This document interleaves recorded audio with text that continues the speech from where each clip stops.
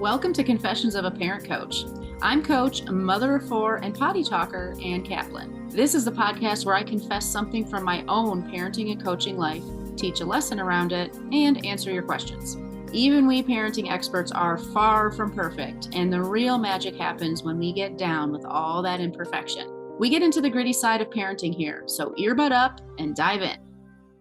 Hello, everybody. Welcome into another episode of the podcast. I'm excited to be here with you again this week to talk about probably maybe not a fun topic, but I can assure you it is a topic that arises often in parent coaching. And that is what happens if things aren't going great between us and our co-parent? What if you are thinking about separating? What if you're starting to think that maybe getting a divorce if you're married or separating if you're not married is the direction you need to go? Or as I simply put it, and the title of this episode, what if you might get a divorce? And, it's interesting because this topic arises, I would say, all the time in my practice. And about half the time when it arises, it is prefaced by my client saying, I know this isn't about parenting, but guys, of course it's about parenting. When we are not doing well in our relationships, it of course affects our parenting. When the two people in that relationship are our kids' parents, of course it affects our children's childhood and the parenting that they are receiving from us. Like, absolutely. So I sometimes get in consultations and things like that questions from potential clients saying, well, it sounds like a lot of the work that I need to do is really about myself. Like, how much of our work together is going to be, about my own personal work and not my parenting. And I'm like, you know what? The secret that you learn at some point when you're working with me is it's all about your work. And so we're always talking about your work. And that doesn't mean we don't talk about parenting skills, because we totally do. But in order for you to actually use those parenting skills, you got to do that personal work. So if you are out there feeling like things are not going great, that you might be heading towards a separation.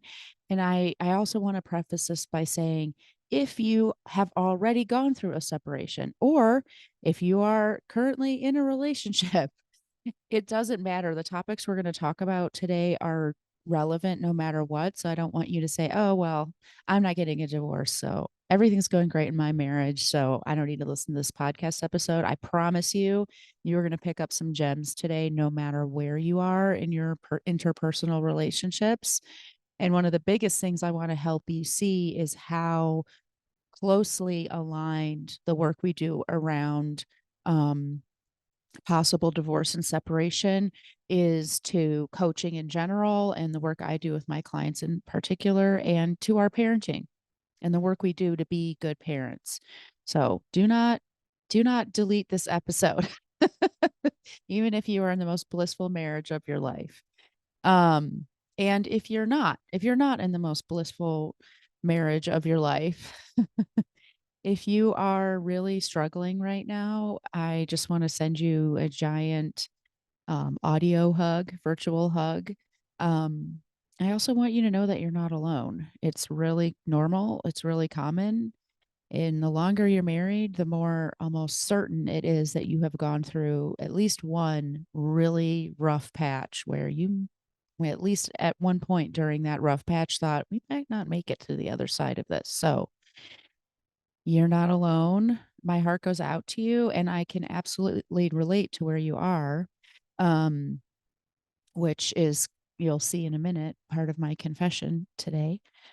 Um, but before I kind of go into the confession piece of this, I really just want to talk about, all of the myriad issues that go into getting a divorce or considering getting a divorce. There's so much that plays into it, especially when you're a parent and we think about, well, how would I talk to my kids about this? Is this affecting my parenting? How do I stay aligned in my parenting, even though I'm going through this like extremely hard, dark night of the soul right now? All of those things are really great questions. Especially what I get the most is how do I address the fact that, my partner and I are not on the same page, which is why we're considering splitting up or why we are splitting up. And what does that mean for my kids if they're receiving different kinds of parenting, whether it's in the same home or in two separate homes? That is all part and parcel of the myriad of things that we consider and explore and troubleshoot and problem solve when we're working in coaching. And so I just want to acknowledge that all of those questions are out there, and those are all questions that absolutely fall into my basket of what do we work on and can I help you with this? The answer is yes. And today, what I'm really focusing on is much less of those logistical pieces. How do you talk to the kids? How do you parent when your co-parent isn't on the same page and all of those things? What I'm going to focus on today is finding that pathway to center, back to groundedness, so that, well, first of all, if you're deciding, the episode is called What If You Might Get a Divorce? Like, that's such a hard choice. It's so hard to know. One of the things that we do, and I'm going to walk you through a little bit of how we can do that, is help you get back to your center and find some groundedness and peace and clarity so that you can even answer that question. And then also so that you can parent well, regardless of how long you need to make your decision, regardless of what decision you end up making.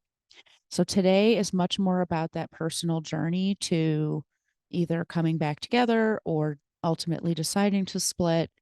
It is much more about how you take care of yourself and stay well while you go through this chapter of your life and come out the other side, whatever that looks like. And now that brings me to my confession. So a lot of people know that Mike and my husband's name is Mike. Let's start there. My husband's name is Mike. Mike and I and our four children lived in Spain for a couple of years, starting in like 2017. And it was a really, really challenging time for us for lots of obvious reasons. And what we learned later, lots of reasons that were there from the very beginning that we just didn't need to address because they hadn't come to a head yet. But while we were in Spain, Mike and I split up. We did. It started by us deciding to sleep in separate bedrooms. And then maybe a month or two into that, we realized like we need even more space in this. Like this isn't going very well. And so we moved out and our kids stayed in the same house and we just split our time. And so one of us would live in the house with the kids for half the week and the other would live in the house with the kids for the other half of the week. And the parts of the week where we weren't in the house, we had our own place. It was an Airbnb. It was an Airbnb for me and it was a friend's house for Mike. Um, and we were split up for quite a while we figured out if we wanted to come back together or not. And it was a really, really hard time. And you all know me, so I am an open book about this stuff and I'll tell you all the inner workings about it, but I want to really try to stay on task and on topic today. So I'm not going to get into all the nitty gritty about what was going on, why everything came to that head in today's episode. But I will say, just to bring some levity to the situation, when I told Mike that I was going to be recording this episode, I obviously wanted to say, is it okay with you if I talk about, what our experience with separation and everything? And he said, yes, as long as you just make sure that you tell all your listeners what a great guy I am. So let the record show that Mike is a really great, awesome, incredible husband. And there you go. I've ticked that box off. So know that everything I'm talking about today, Mike has given his blessing to, and that I think he's great. And we are still together today. So that's a little spoiler alert. We did come back together. We just recently celebrated our 20th anniversary back in August, actually. But how did we do that? And I want to make it very, very clear the process that I'm about to introduce you to is not meant to make you stay with your partner. It's also not meant to make you separate from your partner. It's irrelevant. And what you're going to see as I keep going on is that as you do this work in a crazy, weird way, whether or not you stay married or in a partnership with your current partner becomes in a weird way irrelevant. It's almost doesn't matter, because what we're talking about today is conscious uncoupling. So what matters is for you to uncouple whether you are still in a relationship or you're not in a relationship. So what I mean by that is it is possible. And if you've heard me talk about codependency in the past and all this stuff, this isn't going to feel like a huge leap. It is possible for you to be in a marriage, but also be uncoupled from your partner in a healthy way. And that's what I'm going to talk about today. It is also possible for you to have been separated from your former partner for many, many, many years and still be absolutely coupled with that person. And that would be in an unhealthy way. You absolutely could be still totally enmeshed and having codependent dynamics and almost being sort of held hostage by this past relationship. That is very possible. So you can see that, whether or not you're married to this person, that person or that relationship is still, looming large over your life. You're not really uncoupled. You're not free from that relationship. That relationship is still owning you, defining you, and torturing you, most likely. So you can start to see what I mean when I say, like, you know what, it's kind of irrelevant whether you're still in this relationship, whether you're not in this relationship, whether you decide to stay together, whether you decide to split up. What's much more important is your relationship with yourself, which then has that ripple effect of just determining how you show up in your relationship with everybody around you, including your partner, including any ex-partners, including your children. All of those things. It all starts with your relationship with yourself. And that's what you're going to see as we talk about conscious uncoupling. So a lot of people ask, like, well, how did you and Mike make it? And that's my one word answer. I guess it's a 2-word answer: conscious uncoupling. That's what we did. And conscious uncoupling, I did not make this up. I didn't invent it. I'm just informing you of a thing that exists in the world.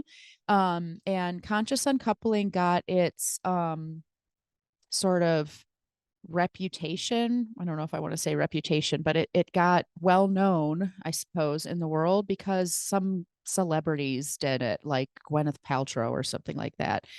So you start to raise awareness of this like alternative way to look at um, relationships, separating.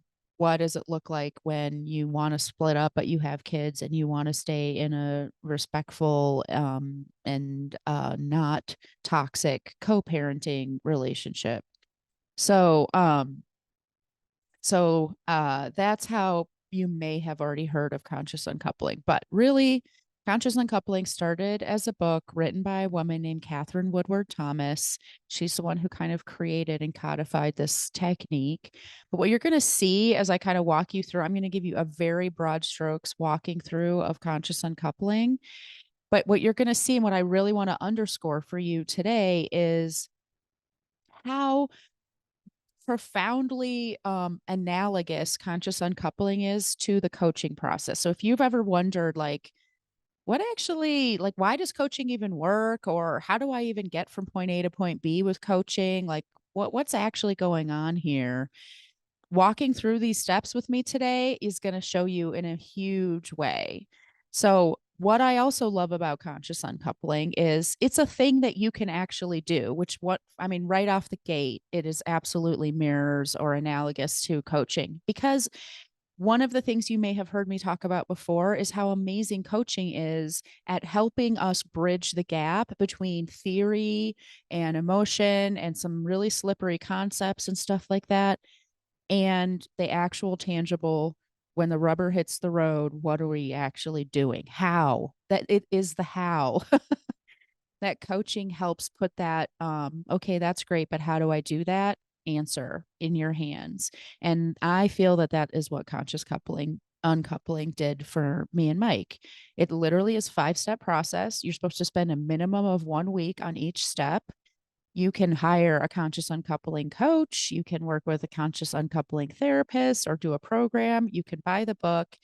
And here's a little sidebar for anyone out there who's been wondering, like, okay, Anne keeps talking about this curriculum you get when you work with her. What's that all about? So if you go on my website, especially if you go on the landing pages for my group programs and stuff like that, there's my whole curriculum is laid out there for you. The whole thing. You'll see like module 1 through 6. These are the things that you're learning.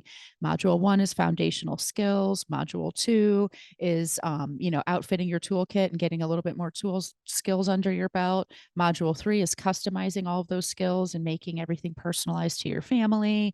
Module 4 it was called energy exchange. And that's where we talk about making sure that you're in reciprocal relationships with your family. So that's where we might talk about things like chores, for example.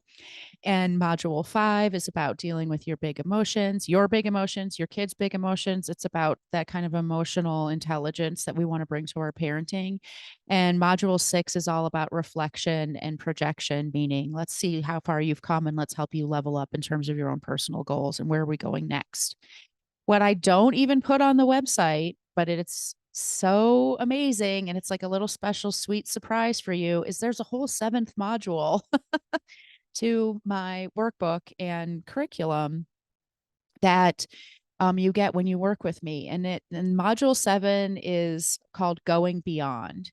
And it is all of the really special, deep, transcendent tools and skills and practices that I have kind of collected over the years of my own personal work, my own training, and things like that, that aren't necessarily, in this linear progression of how you grow when you work with me. So they don't belong in the rest of the workbook, but they absolutely can be transformational tools for you to use. And so when I was creating my curriculum, I was like, I really want to have this like sort of back of the book resources space so that when I'm working with a client, I can say, you know what? It sounds like you're going through a really hard time in your marriage. Why don't you check out the conscious uncoupling information in module 7?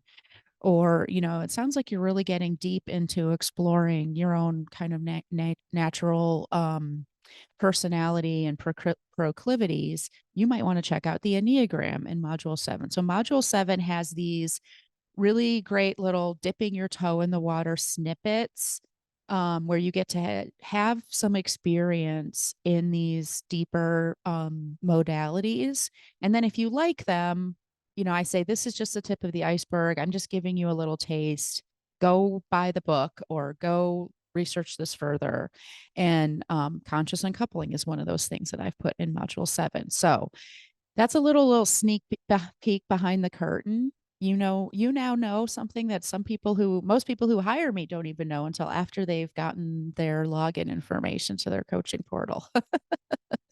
So conscious uncoupling is something that I like to raise awareness about. It's something that I like to introduce my clients to. Today, I'm going to share with you some of the like little snippets that you'll find in module 7 if you hire me. But I also really want to put it out there. Once again, this is just a tiny taste. It's just so that you're aware that this thing exists in the world. And if it feels really resonant to you, we can work on it together. And you might want to go further and actually investigate this beyond simply listening to the podcast or working with me. So let's talk about what these steps of conscious uncoupling look like. And I'm going to draw these parallels for you and give you a few examples from my own personal work in these 5 areas so that you can really see what this looks like. And you might start drawing some parallels or some connections to your own circumstances as well. So the first step in conscious uncoupling, I mean, right out the gate, like I said, it gives you these tangible tools. It's just like coaching in that way. Now we talk about step 1. It's about your emotions. Oh, great. If you've been working with me for any time at all, you've already heard me say a million times, processing your emotions, allowing your emotions, identifying your emotions, not fighting them, not trying to get them to go away, not analyzing them, not avoiding them. It's so important. And that's exactly where you start in this work when you're trying to find that center and be the better parent that you can be, even when you're going through this hard time, when you're trying to figure out what direction is right for you and whether you should stay or you should go. We have to start with your emotions. And most of us spend a lot of time trying to get our emotions to go away, either by talking ourselves out of them or rationalizing them or avoiding them because they're really painful. So you may have stopped being a safe space for yourself a long time ago. And working with me, going through coaching, and same thing with conscious uncoupling, part of what we do is sit down and explore your emotions with no judgment and with absolute permission. You're supposed to sit in your shit. It's supposed to feel like shit sometimes. And when it does, you're supposed to actually feel like shit. You're not supposed to make yourself feel better and cheer yourself up and get done with this part as fast as possible at all. And for me personally, when I went through this process, well, first of all, I just want you to know, like, I feel my emotions all the time. I didn't just do it while I was going through this step by step process. It's really important thing that I've learned over the years in my own personal work is very, very crucial is to actually recognize how I feel and allow myself to feel that way. And so, in this particular case, when Mike and I were separated, I had the space and time and distance to be actually able to sit and feel how shitty I felt. And it was very shitty. I felt super sad. I felt like I was a huge disappointment to Mike. And I felt like I couldn't be happy if my partner didn't recognize that he had it really great with me. I felt like I had spent a long time in my life trying to demonstrate and convince Mike that I actually was really good and he shouldn't be disappointed in me or critical of me. You know, all of those things. It was really, really hard for me to feel all of that stuff. And if my friend Elena were here, she would tell you that there were days where I would just go over to her house and the second she'd open her door, I would just bawl. I'd just start crying and, you know, there was no helping me. I just had to be sad. And that's exactly where you got to start with this stuff. And then, and this once again, you're going to see the parallels in coaching, whether we're talking about your relationship with yourself, your marriage, your parenting, a parenting situation that you're working through, even something as simple as like, I just got a letter home from the school that my kid was misbehaving in class today. Like, it doesn't matter. The steps are so analogous. This mirrors so much. The work that we do in coaching, the next two steps are own it, meaning like own your story, and then get curious about your story, explore your patterns and heal those. Holy crap, you guys, this is literally what I do with my clients all day long. This piece, that owning it, is huge. It is this radical accountability piece where you actually say, okay, I have co-created this situation that I'm in with my partner. Or once again, if we're talking not about partner stuff, I have co-created this dynamic I'm in with my child. I have co-created this frustrating, power struggle, or I have co-created this moment in which my 2-year-old is throwing a tantrum and making me want to blow my brains out. Like, we have co-created every situation that we are in.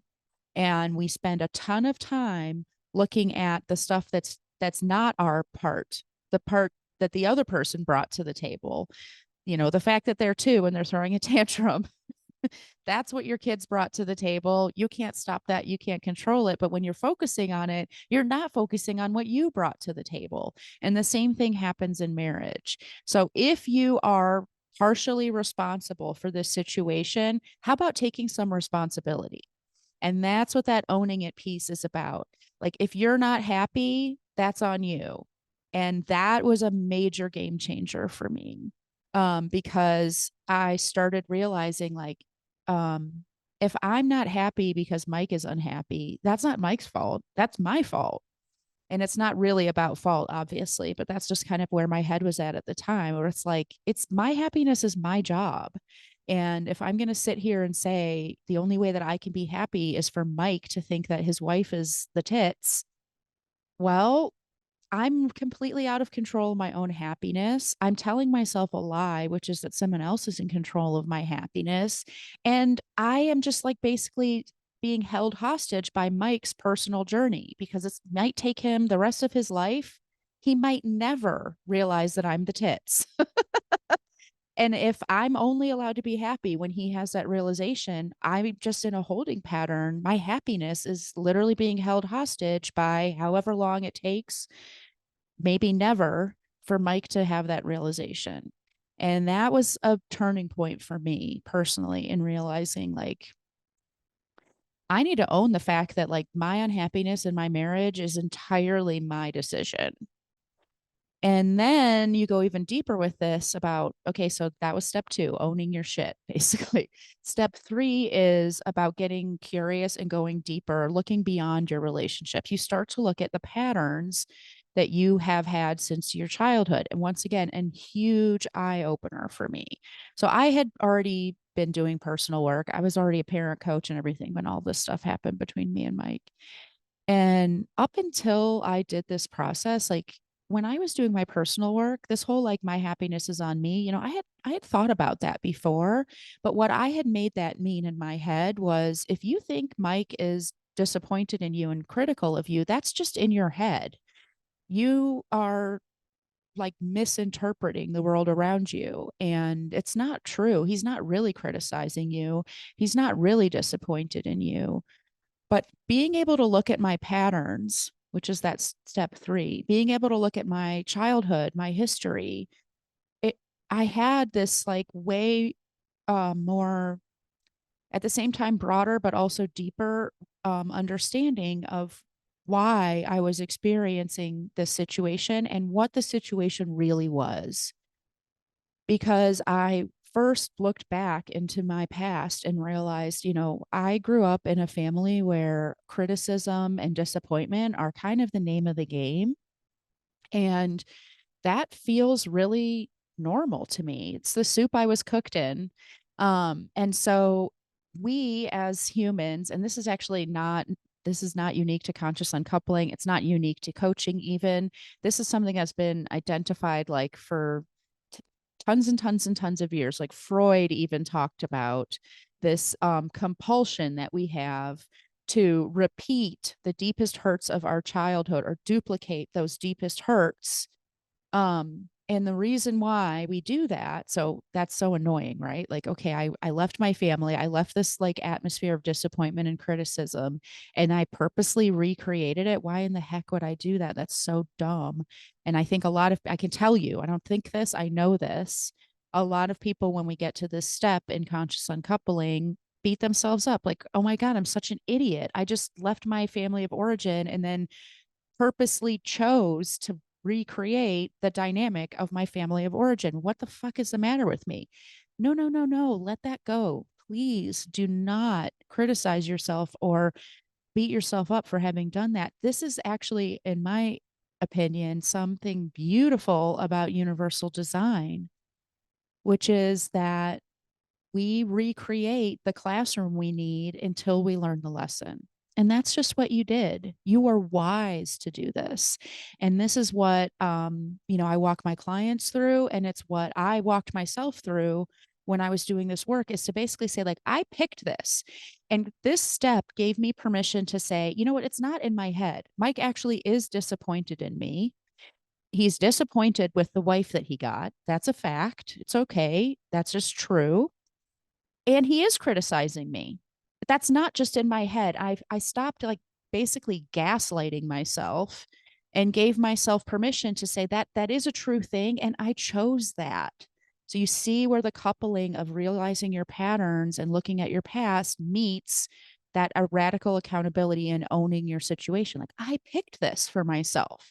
This isn't about Mike shouldn't criticize me anymore. What's the matter with him? He shouldn't be disappointed in me. This is about like, I picked a partner who shows up in the world this way. Why would I have done that? Let me get curious about that. Because if I believe that there's a wise reason, I'm not stupid, especially my subconscious is not stupid. Well, there's a lesson here. I've recreated this classroom for myself because I'm still not done learning. That was huge for me. And then steps 4 and 5 are about actually getting intentional and making conscious choices to be different. We talk about changing our future and then actually embodying that change. Those are those last 2 steps. Now, can you see the parallels with unconscious coupling, conscious uncoupling? Sorry, we unconsciously coupled in the first place. Now we're consciously uncoupling. But do you see the parallels between that and coaching? It's process your emotions, own your shit, understand your shit, and then do something about it. This is what coaching is. This is what conscious uncoupling is. It is profoundly helpful. And if this is resonating with you today, if you're starting to see these big realizations, I'm so happy for you. And I really encourage you to get help and not do this alone. Even though I did the conscious uncoupling by following the book, I did not do this alone. I had help every step of the way. And ultimately, the reason why Mike and I chose to stay together was that I mean, it started with me, not that I convinced Mike, but I was the first one of us to decide I don't need to leave. And I was so confident in that decision that I was able to say to Mike, like, hey, you know what? You don't have to be here yet. You might not be done and you might not reach the same conclusion that I do. And that's okay. But I'm good. I don't need to leave. I'm pretty confident that we're going to wind up staying together, but obviously you were the ultimate decider of that in the end. And I take all the time you need to realize that, because what happened for me was that I realized like blissful happiness and satisfaction is available in my life to me always, whether or not my husband is happy and blissfully satisfied. And in fact, I can be blissfully happy and satisfied even when my husband not only is not happy and not satisfied, but believes that I'm the reason for that. He can take all the time he needs to maybe realize that that's not true, or maybe never realize it. It's okay. I don't need to change my circumstances anymore because I had uncoupled from my past, from my patterns, from my stories, and from Mike. I didn't need him to give me something so that I could feel fulfilled in my life anymore. And that doesn't mean that this is the conclusion that you should reach. It doesn't mean that this is the conclusion that conscious uncoupling will lead anybody else to. It's my personal journey that I'm sharing with you today. But whether or not you stay or go, like I said in the beginning, it's irrelevant. What matters is that you're making that decision from a grounded place where you're in a healthy relationship with yourself. And then you can get that clarity to say, you know what? I don't need to leave necessarily, but I definitely don't want to stay. Or I don't need to leave and I actually do want to stay. My life is better when I'm with you. You get to decide that. And this process for me and Mike was a stepping stone to having, instead of a codependent relationship, which is why we almost got divorced, an interdependent relationship, which is why we're able to stay together. And not just stay together, but actually want to be together and enjoy each other and have a happy marriage. I hope that's helpful for you today. The last thing I'm going to say before I hop off is please hear this caveat. What I'm talking about today, it's not about safety. It's not about abuse. And if you're in a situation where you are not feeling safe or things that are going on around you are unsafe, do not do not pass go. Do not, try to figure out a way to stay in that relationship. The safety piece is it's a deal breaker, right? So I want to put that out there and send all of you who are working towards your better relationships with yourself, with your partners, with your co-parents, with your children, a huge hug. It's a giant wave of support and pushing you a little bit forward on your journey today. And if this stuff is resonating with you and you're feeling it and you know that you A, want to do this stuff and get to where I'm talking about, and B, don't want to do it alone, and C, and this is just maybe my own opinion, can't do it alone. That's how I feel anyway. It's time for us to meet. Set up that free discovery call and share your story with me, and let me offer you so much love and compassion and safe space to explore and grow and a pathway forward. Have a great week, everybody, and I'll talk to you next time. Bye, everyone. The episode is over, but there's more waiting for you. You can grab my free workbook, Getting Kids to Listen the First Time, that walks you through the fundamental principles I teach all of my clients and applies them to this very universal parenting challenge. So if you're sick of repeating yourself all day long or just want to learn more about my style, you'll definitely want to go to bit.ly/kidswholisten. And if you're ready to work with me, let's meet. Set up a free call at bit.ly/Kaplan call, and let's create an action plan that gets you exactly where you want to go. And And of course, links to all this goodness are in the show notes. Thanks for joining, and I'll see you next time.